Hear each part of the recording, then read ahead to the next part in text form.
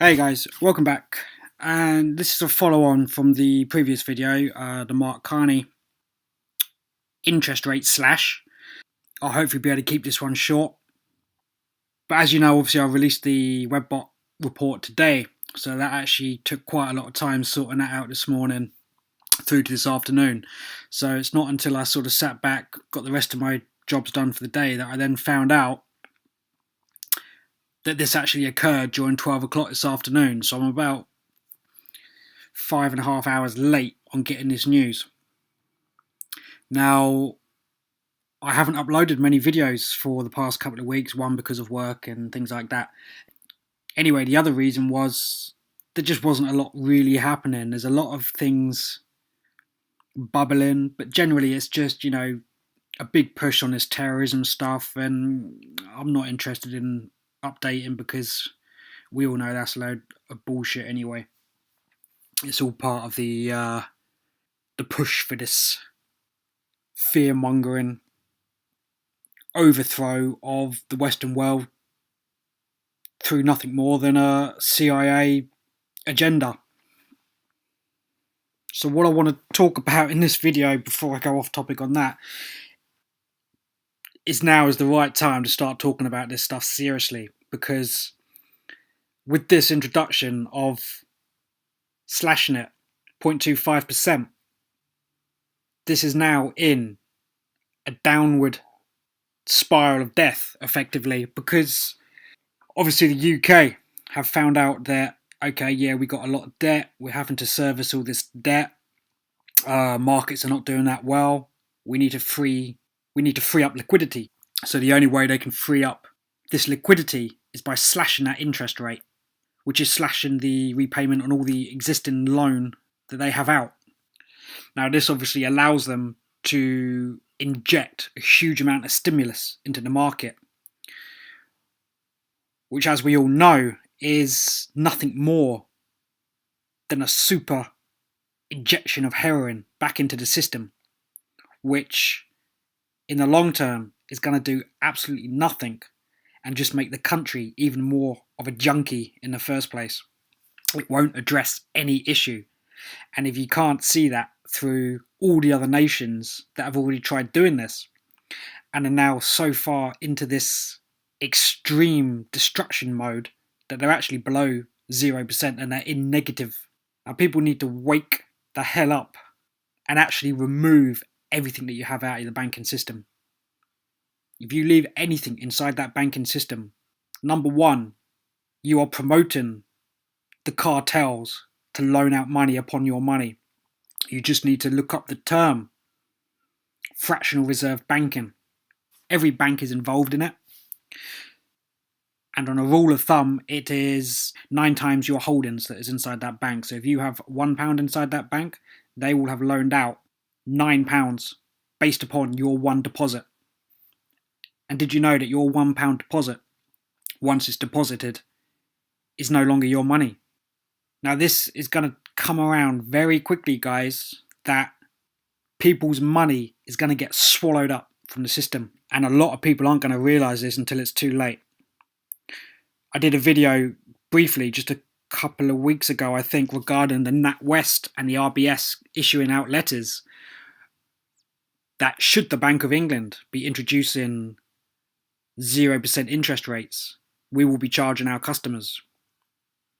Well, isn't it funny that within 2 weeks' time, it's halfway there? Now, subject to what's happening with other nations, European nations, the Federal Reserve, the Bank of Japan, every single nation is devaluing. So what is devaluing?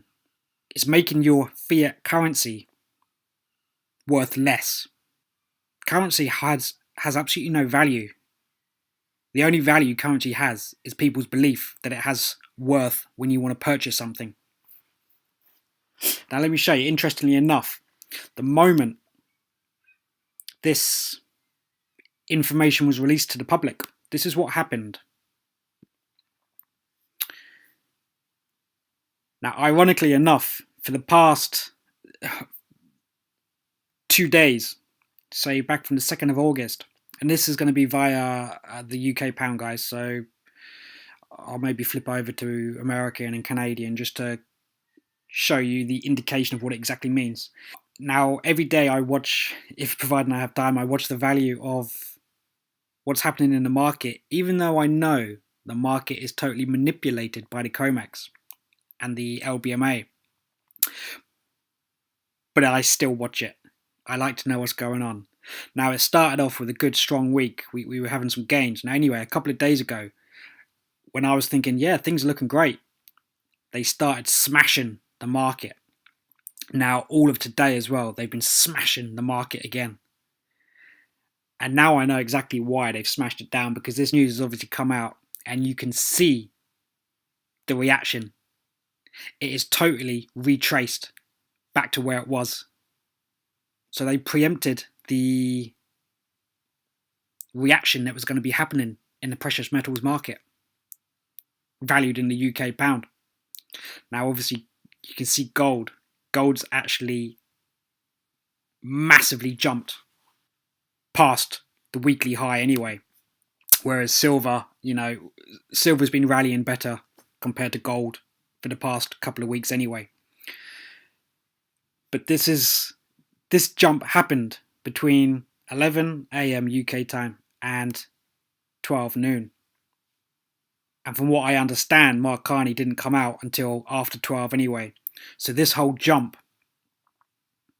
happened either with leaked information or the information was actually released at 11. I don't actually have the timestamp for when he came out in the news, but I just wanted to make this video quickly. Regardless of that little bit of information, doesn't matter. But this is a huge gain on the back of the news of an interest rate slash.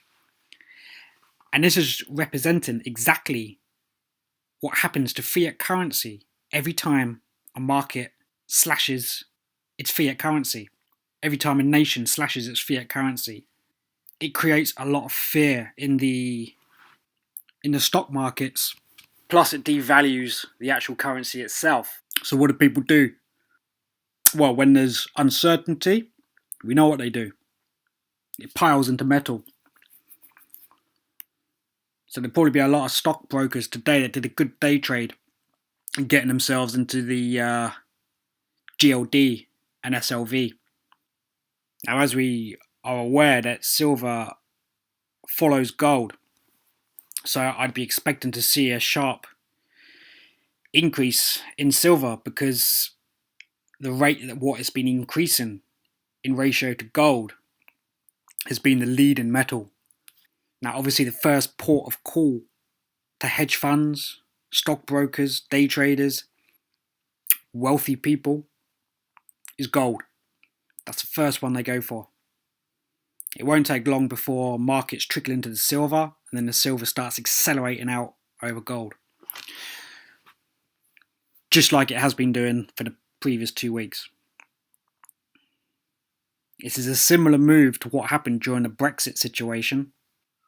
And what's interesting from the previous video is that you just see that the quantitative easing and stimulus that they released via this 0.25% drop in rates went straight into some of the banking firms to prop those up, which also had a similar increase to the numbers that we're seeing here.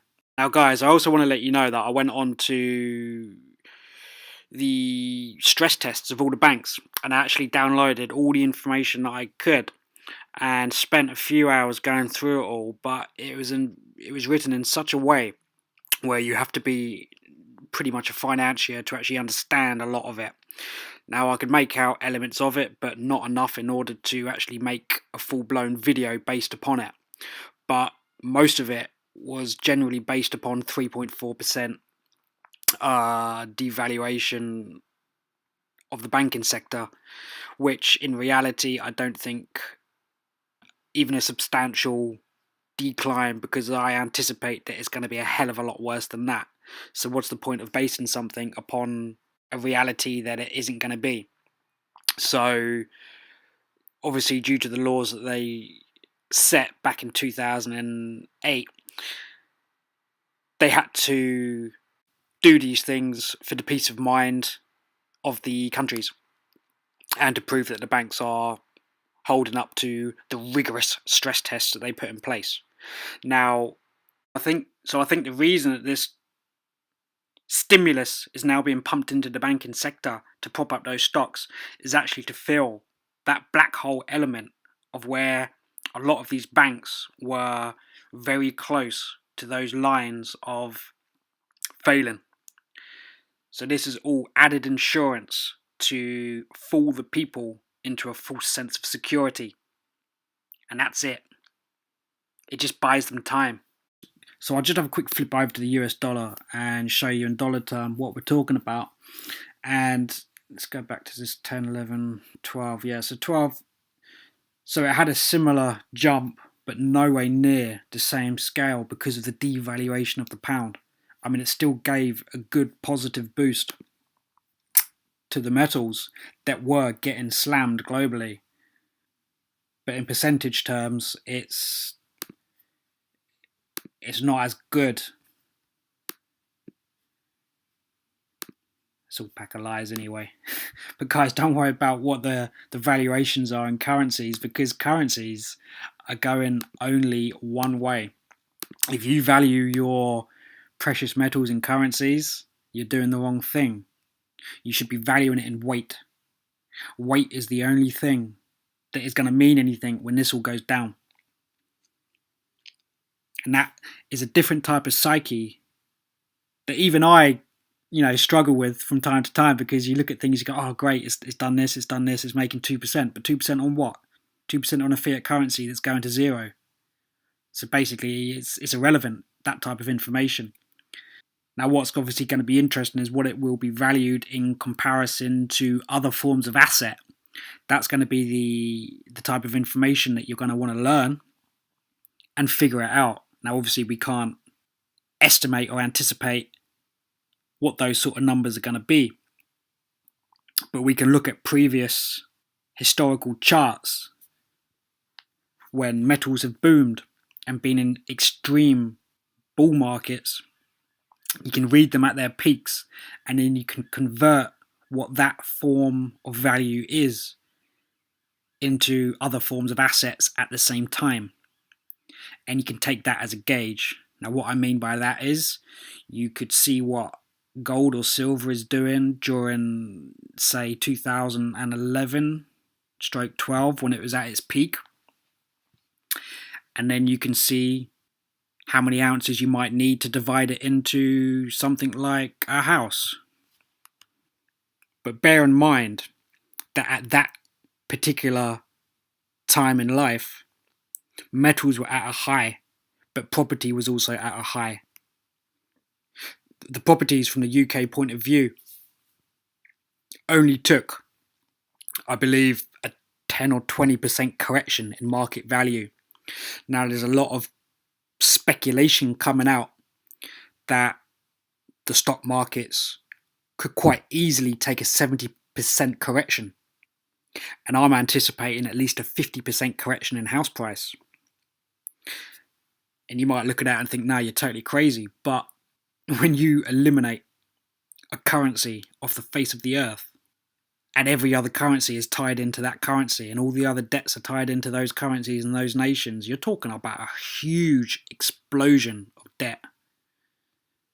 Now, obviously, they will bring in some form of new currencies, whether it be electronically traded cryptocurrencies backed by some form of asset, being either oil, power, metals, food. Yeah, you have no idea what's in the pipeline. Now you might just think, it's just going to be gold. It's going to be gold and silver because that's what it's always been. But just understand that these guys, they want to keep that for themselves. They don't want us being wise to true money, real money. Now this is obviously just some food for thought, that everybody that is still stacking, everybody that is putting out the information, we're all doing the right things, guys. You just got to sit tight, because this stuff, it won't take too long before most nations are at or below that zero rate. And then that leads to mass awareness, because anybody that has money will not be leaving it in a banking sector, which means where do they leave it? What do they do when everybody is getting charged for leaving your money in the bank? Well, you either stick it into the stock market. Well, if you look at the stock market, what are you going to do? Invest in banks? Invest in, all you got to do is look at Deutsche, all you got to do is look at Credit Suisse. It's the writing's on the wall. This thing is going to go kaboom. Keep stacking, guys. Thanks for watching.